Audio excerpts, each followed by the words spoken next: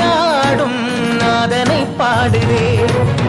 ஆரூரன் தந்த பாடல் அடியாரை போற்றுதே. அதில் காணும் நாயன்மாரின் பக்தியை பாடுதே. நம்மந்த தேவாரம் கேட்டு சாம்பல் பெண்ணானதே. அப்பர்தம் தாண்டகம் கேட்டு நாகம் உயிர் தந்ததே. அடநாடென்ன காடென்ன குலமென்ன பிரிவென்ன எல்லோரும் அடியார்களே.